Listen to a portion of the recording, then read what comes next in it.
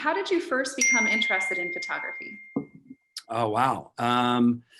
Well, as Grant Britton, who's listening in, legendary skateboard photographer, he'll tell you that, there's a lot of photography in skateboarding, and photographed by Grant and Spike Jones early on, and up in San Francisco, Gabe Morford and Tobin Yelland. The good fortune of having been photographed by some really important legendary skateboard photographers.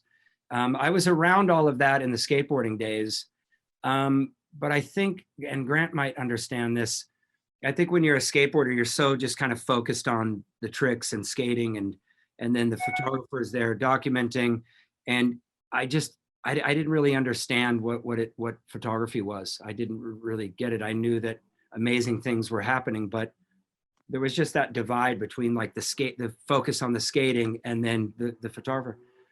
And then of course, later when I got into photography, I was able to look back and really kind of understand how incredible these guys are and what they were doing and how they were able to capture skateboarding in such a cool, creative way, And then when I started shooting Super 8 film for the first stereo video, Stereo Skateboards, my company, in 93, 94, I was really kind of hooked on that. So we incorporated a lot of Super 8 film into the first stereo video.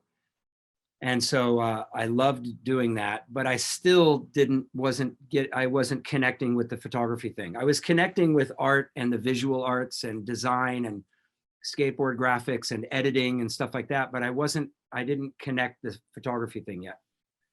And then I got into acting, and I had been doing that for about 5 years. And then just kind of one day I was on a movie set, and I looked up and I saw the big Panavision 35mm camera, and I was like, yeah, shit, I love cameras.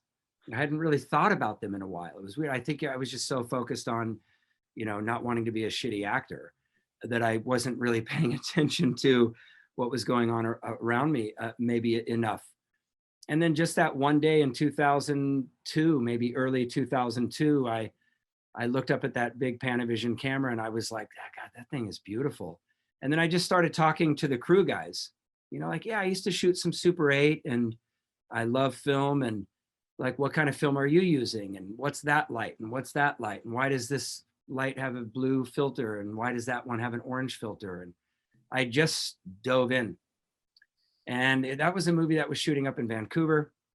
So on my off day, I bought a Bolex 16mm, and I bought a Mamiya RZ7, that Mamiya RZ7 medium format camera.